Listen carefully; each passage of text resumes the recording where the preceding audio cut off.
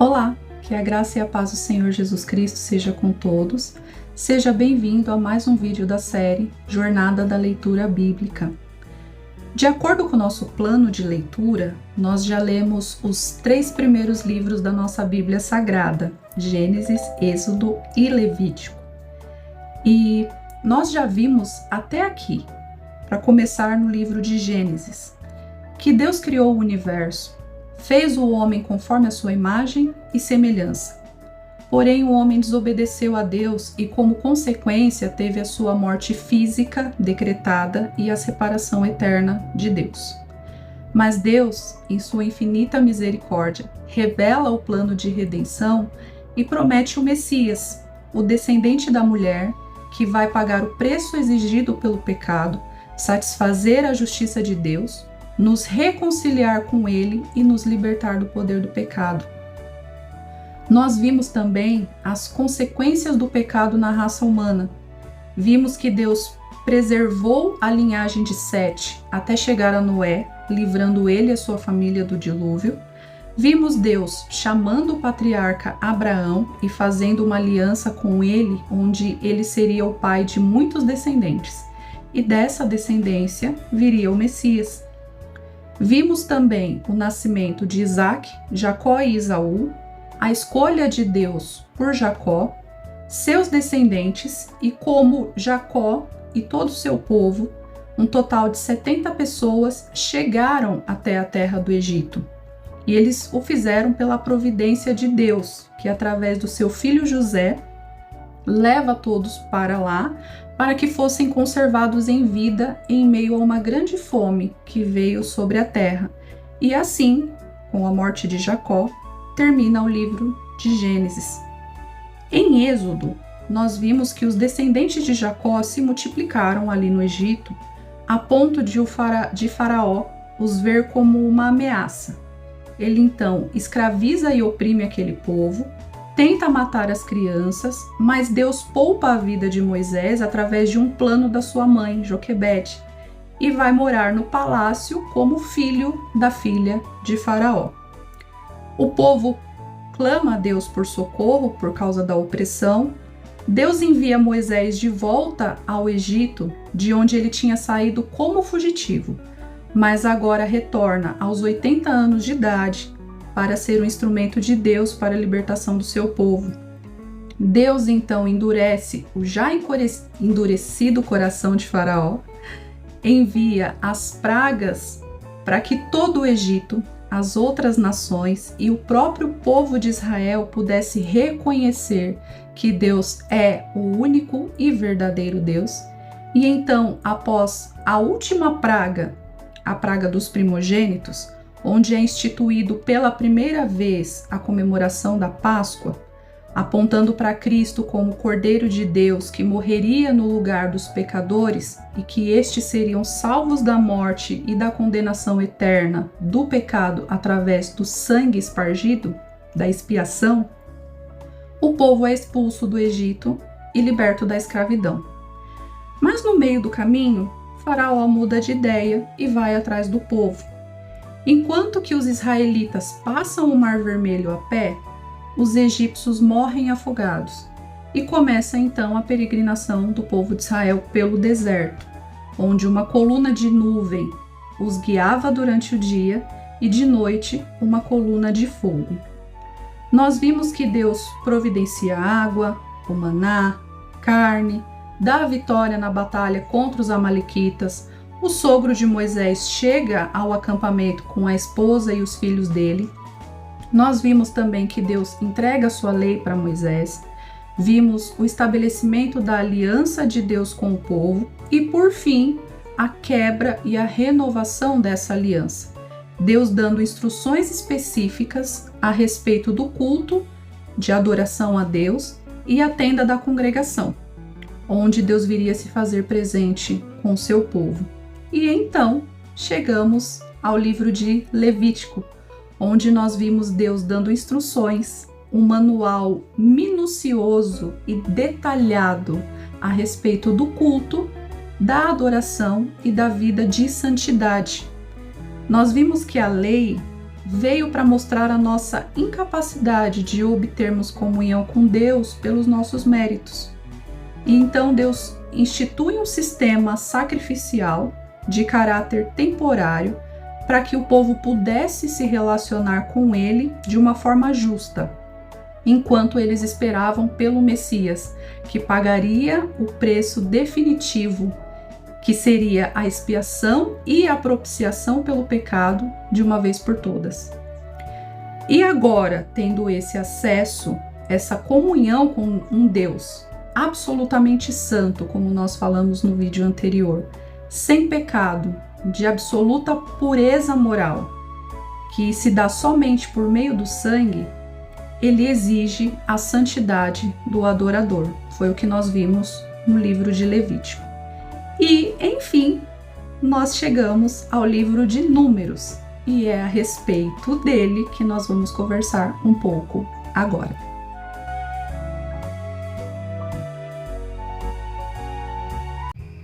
O livro de Números é o quarto livro do Pentateuco, um conjunto de 5 livros escritos por Moisés no período entre a saída do povo de Israel do Egito e a chegada à fronteira de Canaã, uma jornada de 40 anos.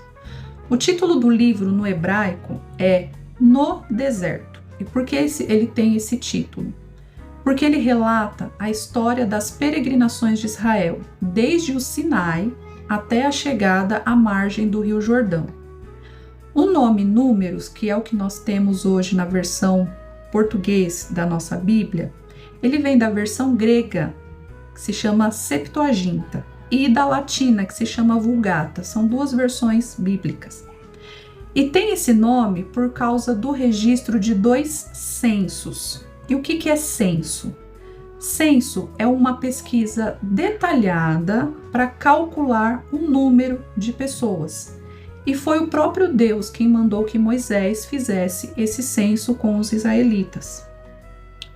É provável que o livro de Números tenha sido escrito no último ano da vida de Moisés, no ano de 1406 a.C., e foi escrito para a nova geração que havia nascido no deserto enquanto eles estavam acampados nas campinas de Moabe, na fronteira com a Terra Prometida. E ele foi escrito com o propósito de incentivá-los a preservar e permanecer na fé e na obediência a Deus, algo que os seus pais não haviam feito. Então Moisés vai escrever o livro com o intuito de incentivá-los a que eles não cometam os mesmos erros que os seus pais.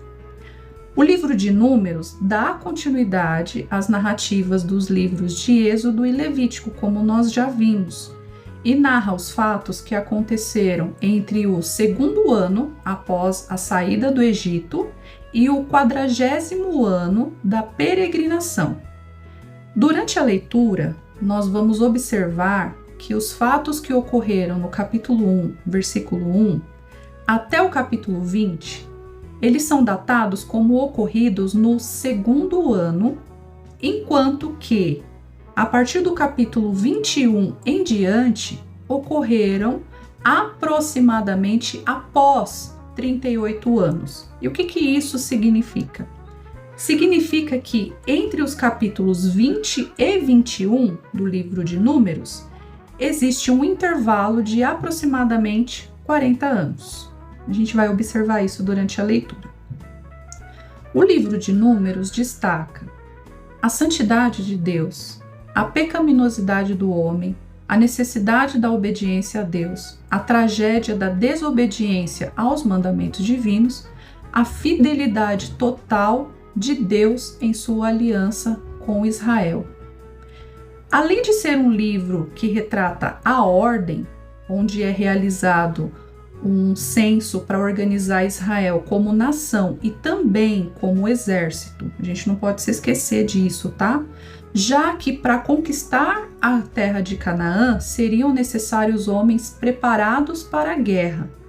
Ele também registra o fracasso de Israel em obedecer e confiar em Deus, pois mesmo estando nos limites, ali na fronteira, perto de entrar na terra prometida, por eles serem covardes e ainda terem a mentalidade de lá de trás, a mentalidade escrava do Egito, eles não creram nas promessas de Deus, o que resultou na ira de Deus e na punição de continuarem peregrinando no deserto por mais 38 anos e 9 meses aproximadamente, até que toda aquela geração morresse, com exceção de Josué e Calebe, e esse período todo totalizaria 40 anos vagando no deserto. Então nós vamos ver um breve resumo do livro de Números. No capítulo 1, nós vamos ver o povo no deserto do Sinai, o censo e a contagem do povo.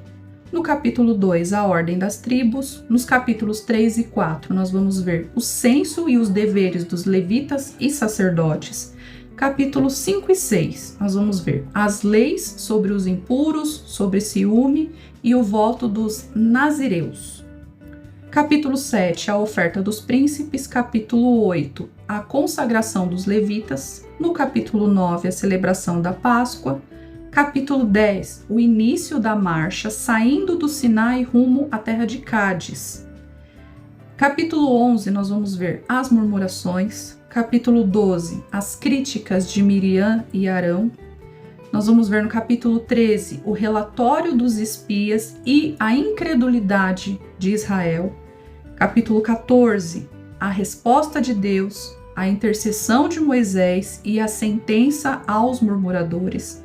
No capítulo 15, alguns detalhes que não haviam sido mencionados a respeito das ofertas no livro de Levítico é mencionado nesse capítulo, tá? São apenas detalhes.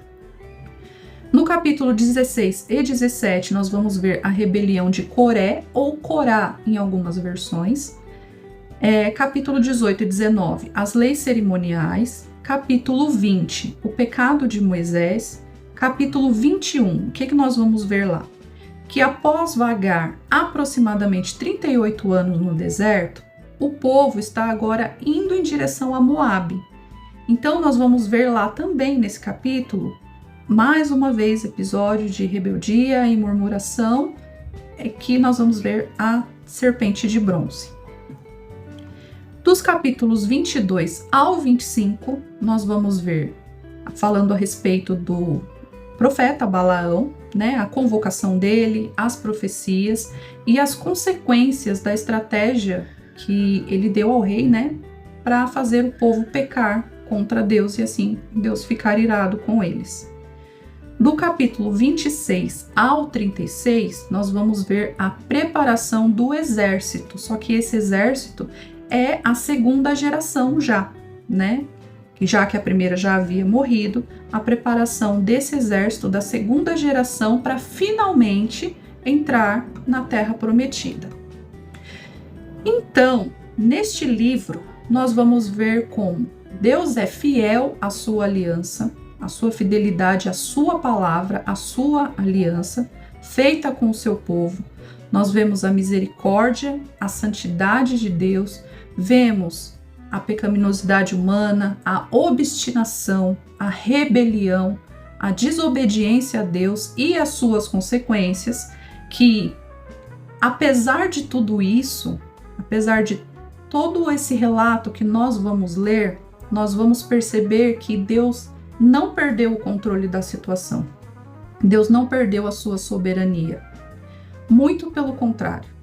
Além de estar no controle, Ele estava fazendo com que durante todo esse tempo que eles vagaram no deserto, eles estavam sendo preparados, tanto como nação, como exército, né? Como homens de guerra e de batalha, para que, enfim, eles pudessem tomar posse da terra prometida. Então não foi desperdiçado nada durante todo esse tempo.